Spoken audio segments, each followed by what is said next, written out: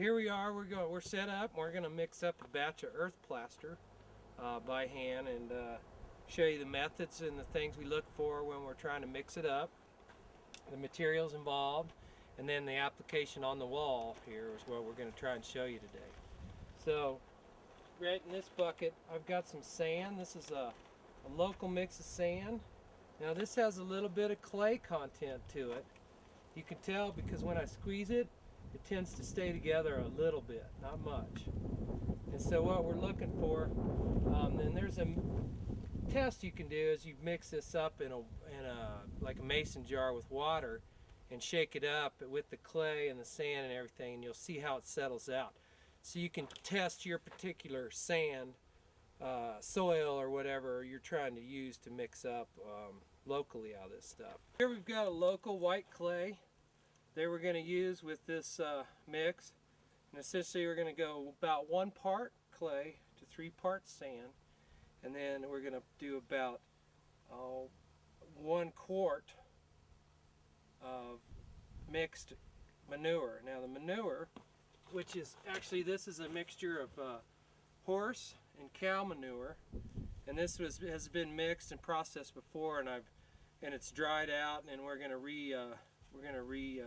process this so we can mix it in. The cow manure, and it's important that this stuff's cured and dry. It's already kind of composted itself. It's safe to work with. It's easy to grind and sift down into the fine material we want to get it to so it mixes well in the plaster mix. The cow manure adds a certain enzyme to the earth plaster mix, and the horse manure basically adds fiber, and these act as a binder to bind everything together and to bind to the straw. We add a little bit of wheat paste, about to the 3-to-1 to about 0.25 of this, and about 0.15 of that would be our so-called mix.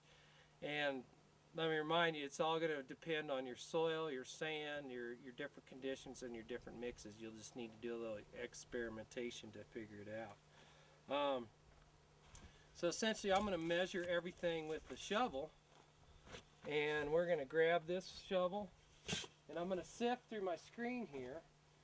This is basically, if you can see, this is like a hardware cloth about 1/8 of an inch that's sandwiched on some 2x4s with some plywood, and this makes a great screen for screening your product. So I'm just going to measure it basically by shovelfuls. Essentially work the stuff through the screen. The finer the screen, the more aggregate and organics in that it's going to pull out. Okay, so we're going to, this is a 3-to-1, so I'm going to put 3 shovelfuls of this, work it in through the screen, back and forth, get all the aggregate out of it.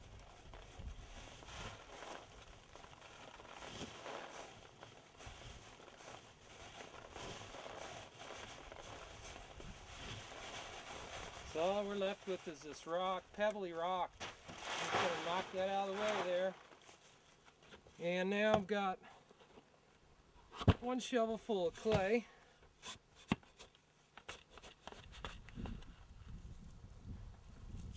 This has already been sifted pretty much, so it helps if on mix day you've got a lot of your material processed and ready to go. So I got 1 part to 3, and I want to just essentially keep going with that mix. I'm going to create enough of a mix here that we can mix up about 1/2 of one of these and put that on the wall. So I've got 3 more of these. Let's sift that in.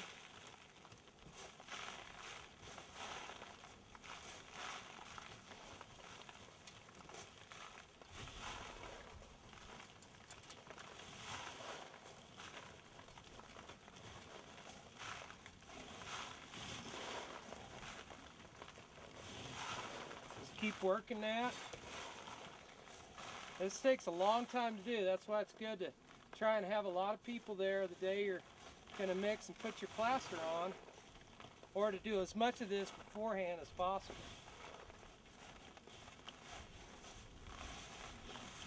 Now a lot of times what we'll do in mass production, we'll set one of these screens up against the wall with tarps, and then we'll just keep throwing shovelfuls against it, and it'll just naturally kind of fall through. You won't have to work it quite this much.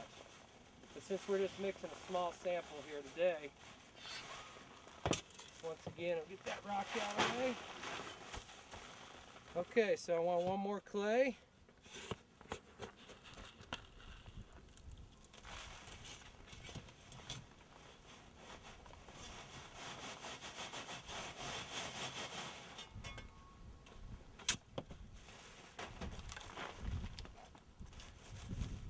Now we got to get our quart containers here. Okay, we now have put in 12 shovelfuls of the sand mixture, 4 shovelfuls of the clay. So that's our 3 parts to 1. Actually, we've got 4 more of those. So we've got our right mix of sand and clay together. Now what we're going to do, we're going to sift a little straw in here that we want to put in.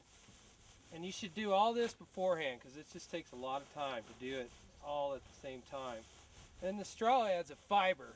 It's kind of a natural bonder to keep the thing, keep the strength, to keep it bonded together. I'm kind of just screening it out into this bucket. Since this is an earthen mix, we're using all natural material, and we've got plenty of straw left over from a straw bale house. So I've got enough straw sifted. Now I've got my manure. I'm going to sift this right into my straw and clay bucket here. Once again, you want it dry or it won't sift. So this is dried, been cured real good. I'm just sifting that in. And once again, if you can have all this pre-sifted in these plastic trash containers or whatever, so all you got to do is shovel them in at the mix. It'll make the job go a lot faster, especially if you're spraying the mix on, which is how we typically do it production style. When we, today we're just going to put a little bit of this on by hand, which is the easy way to do it. It just takes longer. So I've just about got that strained, got all the clumps out. Now,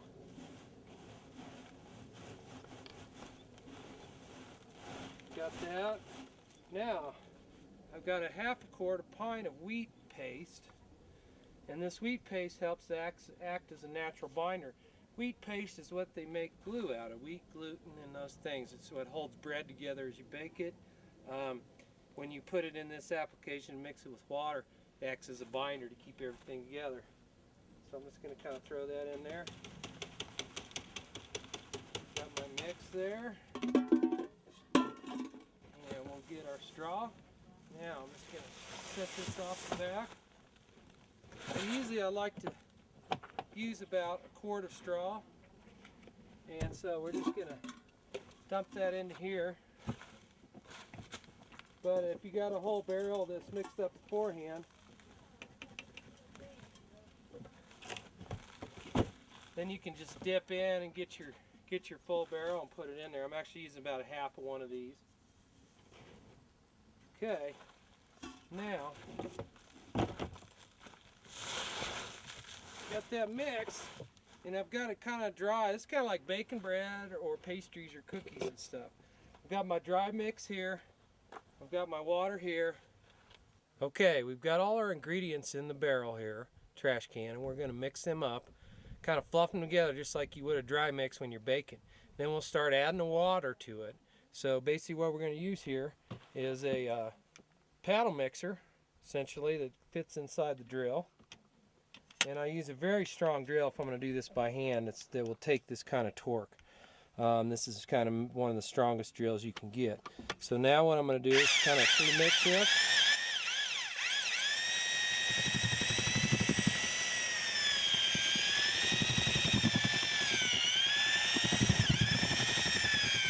Okay, so you can see I got everything mixed pretty uniform there. And now we're going to grab a bucket of water and start adding that into the mix.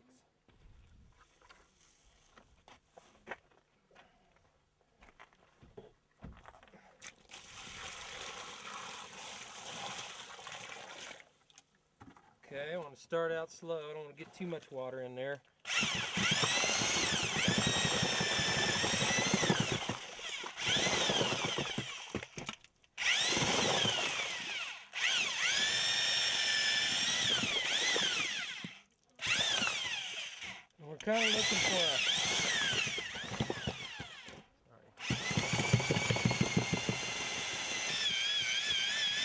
pulsing the drill up and down. Make sure I get the stuff on the bottom mixed up real good.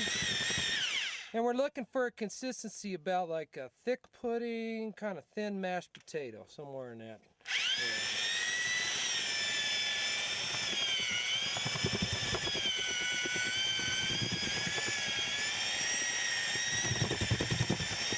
Okay, I'm going to add a little bit of water. That's just a little, not too much though. We don't want to have to add more mix. We just want to have to add more water. So go real slow at this point.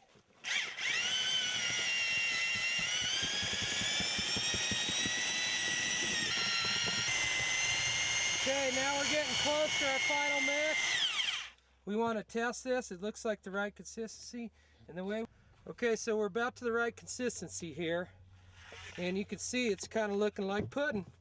And the way I like to check is I'll run my finger, and if it'll start to close a little bit, but you don't want it to close all the way. So if it closes all the way, it's too wet, but it closes a little bit. That's about the perfect consistency right there. I'm going to whip it just a little bit more, and we'll be on the wall. We got our windows taped off just along the edge here, since we're doing this by hand. Our bottom, our top's all protected, which is important. The more work you do to make things clean and have a nice, just be able to peel this stuff off at the end and have a nice finished product. I'm going to talk about a couple of the tools of plastering. This is known as a hawk. This is also our trowel. This is specifically as a pool trowel because it has the round corners. Then we have our more traditional type trowel, square trowel, hard trowel. This is a scratch tool, so we'll put one coat of this plaster on, this earth plaster, and we'll scratch it with this, key it specifically, and you can make one of these yourself. And what that does is it gives a rough surface for the second coat, which is called the brown coat, to adhere to, and that'll be kind of your layer that your finish coat, your lease, your color coat, or your lime wash, or whatever you might put on might go on at that point. When we spray it on with the machine, we use what's called a derby, which essentially is just a really big trowel, and this thing just quickly knocks and levels everything out. And it also has a little scratch edge. You can scratch it a little bit. So anyway, we're going to start at the bottom. You want to kind of make sure you got any, all your loose straw, it's all trimmed. That's why we like to weed whack and trim these walls, get them nice and ready to accept the plaster. And I like to start at the bottom and work my way to the top as I fill. It just makes it easier to work up because you're building off plaster below you as you go up, and then you come back and you're likely to press it all out. And I'm just going to move these pins over, get out of the way, and if Carrie would give me some mud. It's always good to have a person, what we call in the plaster business, called a hottie, and your hottie is usually your person that mixes things up and will feed you mud like this, so you can have one person hot in, and you can have several people with hawk and trowel. Now I like to I'll set my hawk right there on that bottom shelf, so I'm not killing my arm, but I also got a place to capture any of this plaster that falls back off the wall. So I'm going to take that consistency, I'm going to push it in there, and you see as I go up the wall how I'm working it in. I'm kind of using a seesaw motion to really push it into the straw fibers of the bales. And that's why this is such a strong plaster application. Now I've got a little gap there, so I want to really fill that in and bring that up, push it, and I'm going to kind of work it back and forth. You can see the kind of look it leaves. And as I get that built in, then once I get a bunch of that on the wall, I'll come back and kind of push it in or recoat it and smooth it out a little better. So I put all that on the wall. I don't want to quite fill out my stop yet. So I want to basically take this trowel and push that in. So once again, I'm using that motion, and I got a couple big gaps here, so I really want to push that in and get that base established. See, I'm really pushing and working that stuff into the fibers of the straw, and that's the beauty of straw bales. Once you get it in that fibers, it's incredibly strong once it dries. We've done tests that show that. So I'm going to push that in and hold my hawk there so I catch all the mud that's coming off. I got a good base there. I don't want that to fall out on me. Go up here and do the same in this hole.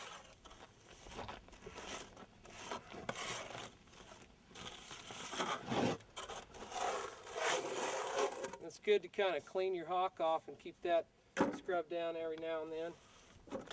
Let me just work this in a little bit, and it'll be ready to build out a little more.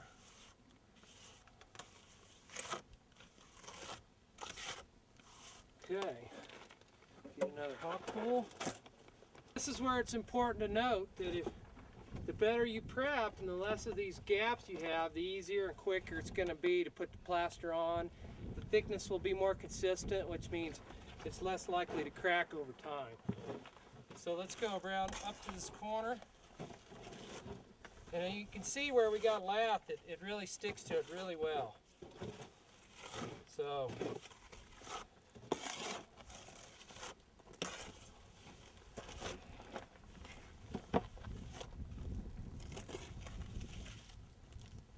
now where I got a corner, I like to wrap around it because it might be a while before I get to put mud on this corner.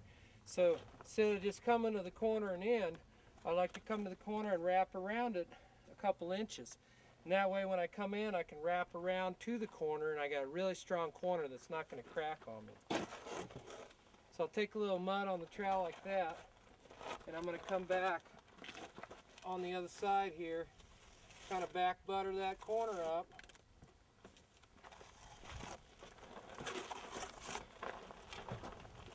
Just go about a couple inches past that. And that'll give us a really strong corner. It's not gonna, if we don't do it that way, it's more likely to crack over time. So now I can kind of wrap, as I build this up higher, I can wrap a nice mud, strong corner there.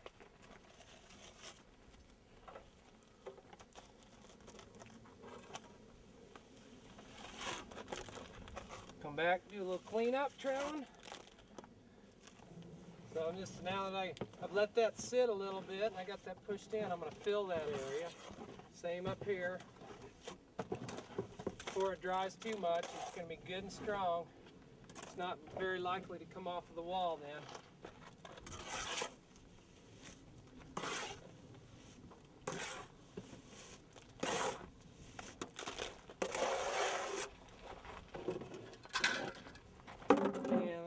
This wall a little bit while it's still wet.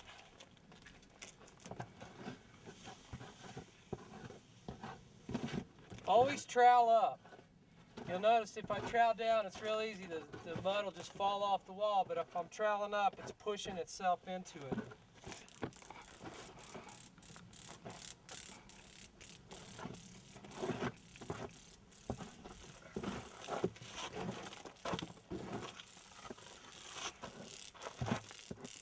I'm going to come in and clean up my corner here. I'm not too worried about it being perfect because I'm going to scratch this, and this is just my brown coat.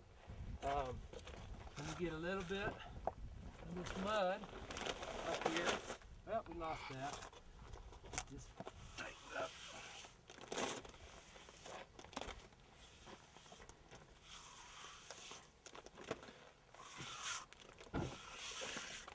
And the key is to get it on and not work it too much. As if you do, it'll start to get a plasticity and want to kind of come off the wall.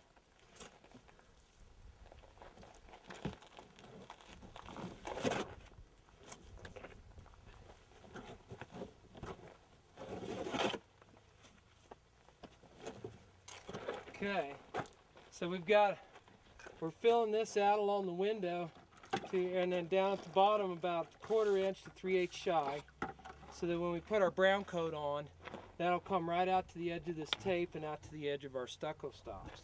So I'm gonna kind of I'm gonna stop right here at this joint for now, and we'll get this section done, then we'll let it set a little bit and I'll scratch it up. So we got a little bit of, and I'm gonna fling a little water on it so I can get a little workability. You could do this with a lightweight mister or something, but this will give me a little water on that wall. Because it's in the sun, it's starting to dry really quick, so It's always good to start out in the shade and work your way around, and to be able to always stay in the shade. It just gives you a lot more time to work with your material. So I've kind of spread that on, and this will give me a little water to finish kind of detailing this out, so it'll help me to smooth it without it falling apart on me.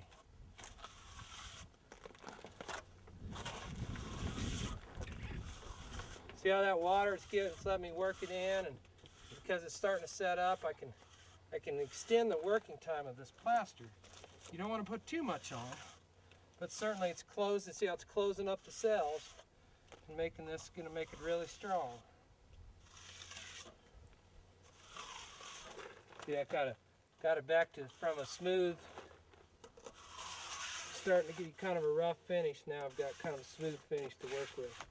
And you can see where it's starting to turn real light. It's already starting to dry there. So that's the other thing is, as this cures, it's good to have a light spritzer on your hose and to be able to spray it down so it doesn't dry too fast. If you can kind of moist cure it, it's less likely to crack on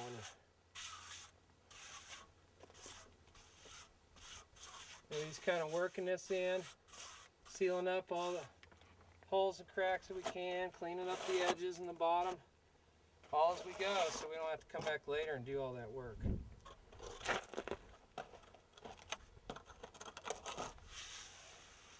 The plaster has started to set up and firm, and I've started to scratch it with the scratch tool. This scratch tool, we want the plaster to be firm but not wet but not too dry, so that we can get about a 1/4 inch to 3/8 inch groove once we drag this scratch tool down the plaster as such. And anywhere where it seems light, like right here, come back and dig in and get that, try to get that key, because the whole key of the key is the brown coat will key into this roughness, and it'll help it bond to the scratch coat, because we'll let this dry for a couple days and then let it cure out, and then we'll come back and we'll do the brown coat on top of that. Sometimes when we spray, we'll come back the next day and do it. But if you can let this dry and cure and crack and then put your brown coat on, it's less likely to have cracking later. So we want to make sure we get that good key in there for that brown coat to connect to when we put it on. And don't forget to do your corners good, because we want a good connection there. The key is that we're going to get that next coat to stick into it. And then here, where we're stopping, we're going to have like kind of a cold joint situation. See how I'm really trying to rough up those edges and get that loose stuff out of there. And that'll allow that next coat to blend in pretty good. So now we've got this scratched. We'll let this cure a couple days, finish up the rest of the wall, and then we'll do our brown coat, which in earth plaster a lot of times will end up being your finish coat. And then we'll do a coat of linseed oil to protect the earth plaster from the elements. But the combination of the clays and the right amount of sand with the manure and the wheat paste can create an incredibly strong plaster if it's applied and mixed right. You don't want this to freeze, so it's a kind of a careful consideration of putting it on when it's not too hot, but when it's not going to freeze at night. It will take several weeks in the end for it to totally dry and cure, and then you can seal this with the linseed oil to help protect it over time. Alright, here we are at a house that we earth plastered last year. This house has been here about a little over a year since we finished it up. It's got two coats, the scratch coat that we were showing you earlier, and then the brown coat, which has just been finished out. And it hasn't been linseed oil yet because the owner wasn't sure if he wanted to do a colored clay lease or something like that on it. So come on up and I'll give you a tour around the house and show you some of the details. Zero in on like how this wrapped into the D. So here we are. We've got we brought our plaster in nice to, it has a nice even reveal here at the door line. Could do a little caulk there or something, but it's pretty solid.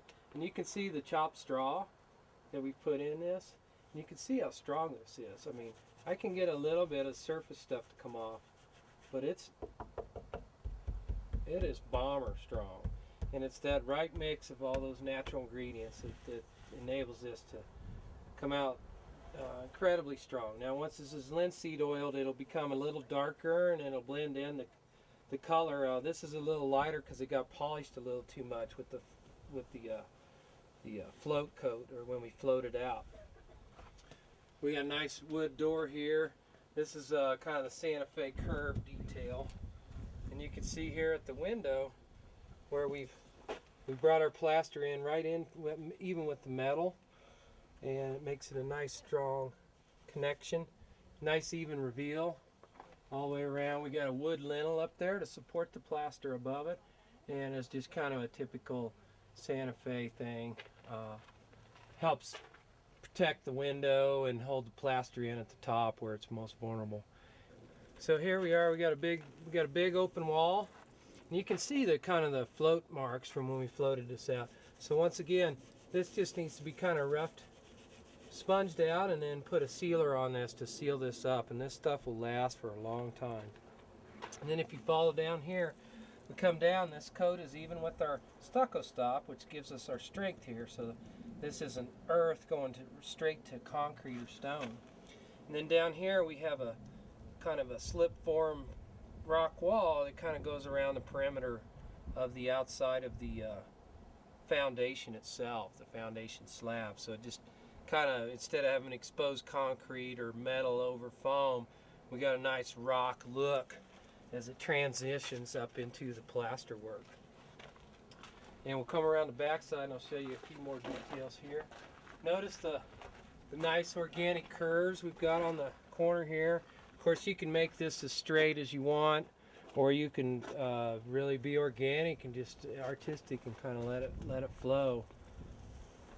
And you can see it's just kind of little irregularities in the wall that give it the beauty. Got a huge roof overhang. If you pan up there, we got almost a 3 feet overhang, which is really critical to helping the plaster maintain its strength over time. It just keeps a lot of the moisture off of the walls and coming off the roof. And you notice he's got a gutter capturing almost all the water, so we're not going to get any splashback on the walls as it falls 2 stories and hits the ground and splashes back. That can create stains and a lot of problems down low on these walls. Then you come again, you see kind of detail, and once again this will probably get some kind of finish coat on it, color coat on it eventually at some point when he makes that decision to do it. But it's been over a year now, and this is holding up really well.